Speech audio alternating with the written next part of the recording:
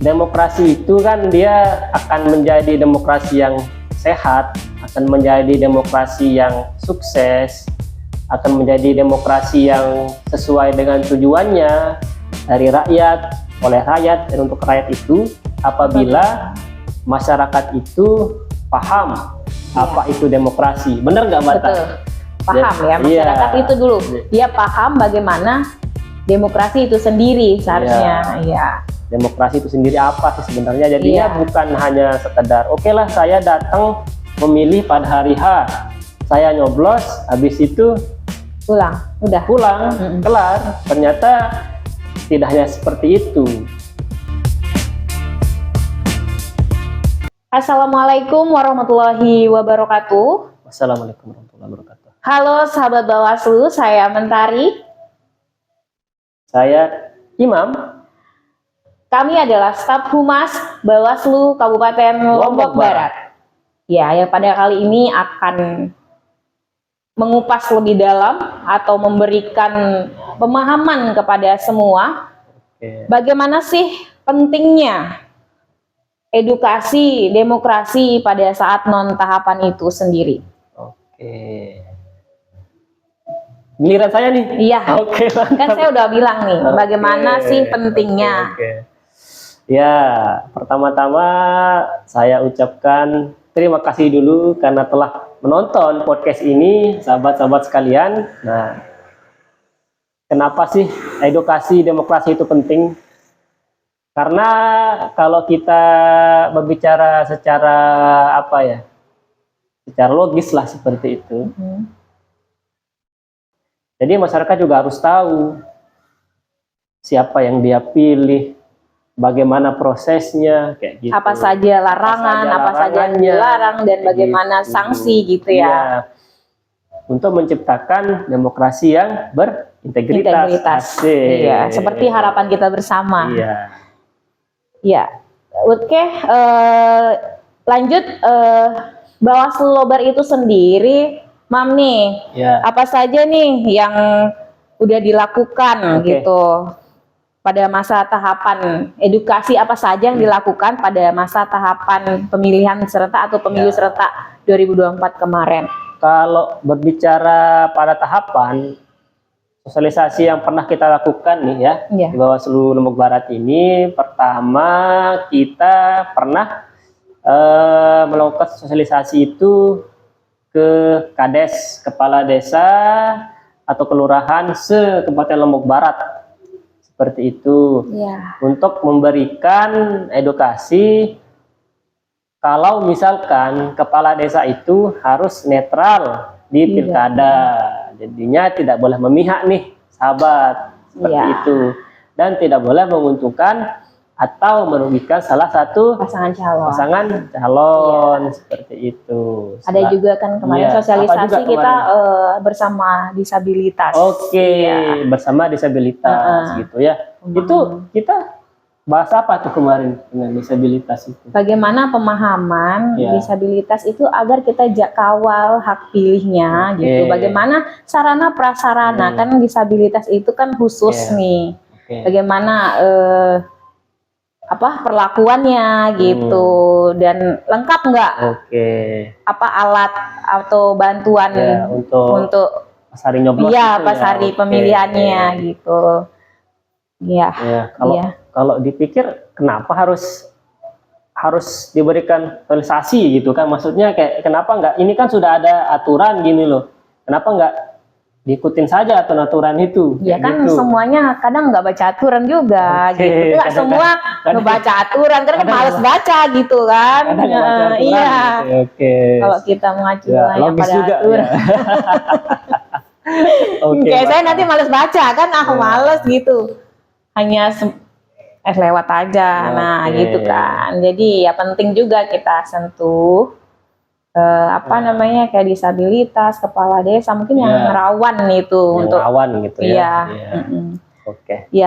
lanjut nih Mam, kendala apa saja yang dihadapi dalam melakukan edukasi selama ini? Kalau kita di humas seperti ini sebenarnya, kita kan lembaga pemerintah ini kan, Bawaslu ini kan lembaga pemerintah, bukan swasta. Apalagi kalau kita mau bikin konten harus ada aturan-aturan. Kita memiliki pedoman sendiri dalam memproduksi konten, memproduksi berita, memproduksi apapun yang akan kita publish seperti itu. Jadinya terkadang aturan-aturan itu kalau istilahnya agak sedikit berbenturan dengan apa yang disukai oleh penonton misalkan atau Gen Z seperti itu. Atau misalkan ketika ada sebuah tren di TikTok, kalau kita pakai tren itu mungkin akan banyak yang akan nonton gitu cepat gitu kan. Tapi karena kita lembaga ada penyesuaian harus kita lakukan dan itu sebenarnya sebuah tantangan untuk kita Mbak Tar ya. Iya betul. Untuk bagaimana kita meningkatkan followers dengan kayak gitu. Dengan kreativitas yang yang harus diasah sedikit gampang-gampang sulit sulit ya, benar sekali kayak gitu ya. Iya. Apa dong? Apalagi ini Mbak? Ya, berarti masyarakat memang harus paham nih dari jauh-jauh hari, gak mesti saat demokrasi berjalan tentang pemahaman edukasinya. Benar. Dari jauh-jauh hari itu kan kita udah udah kasih pemahaman kepada masyarakat gitu, kayak misalkan Imam bilang itu kan karena pada tahapan itu kan tugasnya kita bukan hanya memberikan edukasi tetapi juga mengawasi. Nah di dalam dua hal yang bersamaan itu kan nggak maksimal banget gitu, kadang itu tertinggal, kadang ini tertinggal, terlupa jadi banyak amburadul ada apa-apa jadi tadi ada iklan lewat tadi itu suara maklum ya. Karena harap maklum gitu. Nah, seperti ini juga Mbak Tar, kalau kita kan terkadang memberikan edukasi tentang politik uang. Tentang politik uang. Yang dimana politik uang ini kan kalau kata orang ini sudah menjadi rahasia umum. Ini kan rahasia umum sebenarnya politik uang ini kan semua orang terkadang ini tidak semua orang, tapi ada beberapa orang yang istilahnya itu berharap dapat uang dari sana, dari paslon pokoknya dari peserta peserta berharap seperti itu. Ya, itulah gunanya kita untuk memberikan edukasi seperti itu bahwa politik uang ini memang dilarang seperti itu. Mencegah lebih baik daripada mengobati gitu. Dan ada alasannya untuk kita melarang kan bukan hanya kamu jangan termakan politik uang ya, bukan cuma itu saja ya Mbak Tar ya, tapi ada istilahnya hal-hal yang menjadi alasan. Seperti apa Mbak Tar? Kok bisa dilarang? Nah, kayak gitu. Apa ya? Mungkin karena bisa meningkatkan kasus korupsi kayaknya. Ya bisa jadi. Ya kan sekarang. Karena uang itu kan didapat dari mana? Kalau nggak punya uang kan nggak bisa nanti money politik itu kan. Itu salah satu alasan kenapa politik uang itu dilarang ya. Korupsi.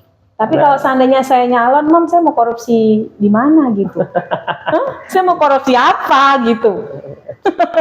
Intinya ya namanya orang kan nanti kalau secara ekonomis itu ketika dia memberikan sahabat-sahabat uang itu apa imbalannya kayak gitu kan? Suara kayak gitu kan. Otomatis suara sahabat itu telah dibeli oleh mereka. Bukan dari hati nurani pemilih gitu sebenarnya. Itulah. Kan awalnya dia milih di hati nurani dia paslon A. Tapi paslon B ngasih money politik nih, serangan fajar misalkan. Jadi kan bisa merubah imannya gitu ya, menggoyahkan itu. Intinya semuanya buruk kalau politik uang ini Mbak Tar. Iya betul. Makanya itulah pentingnya kita dari jauh-jauh hari itu memberikan edukasi kepada masyarakat semua, khususnya di Kabupaten Lombok Barat gitu. Tolak politik uang itu. Terus sama ini juga sih, sama ini kan karena lagi non tahapan. Istilahnya kalau kita berbicara tentang politik uang itu kan relevansinya cenderung berkurang lah ketimbang pas waktu tahapan kan. Kalau tahapan pemilu atau pilkada kan jelas, lawan politik uang atau lawan politisasi sara kayak gitu kan, itu jelas loh pas tahapan. Kalau sekarang kan lagi non tahapan, seperti cegah penerimaan politik Iya. uang, gitu kan? Iya. Mencegah kita nih Iya. sebelum nanti pemilihan atau pemilu selanjutnya Iya. gitu di 2029. Oke. Ya, mungkin itu saja Mam dari kita untuk sesi Sedikit, kali ini. ya, ngobrol-ngobrol sebelum berbuka puasa. Iya. Ketimbang momot, ketimbang Iya, nganjeng, ketimbang- iya, tiadem. Ketimbang Ketimbang tedem. timbang tedem. Ya, jadi ya kita Ya. sapa-sapa dulu lah nih Ya. sambil memberikan takjil siang hari untuk sahabat Bawaslu Kabupaten Lombok Ya. Barat gitu. Takjil digital. Iya. Baik, terima kasih. Iya, Mungkin terima itu kasih saja, ya. banyak sahabat semua. Mungkin itu saja dari kami. Baik.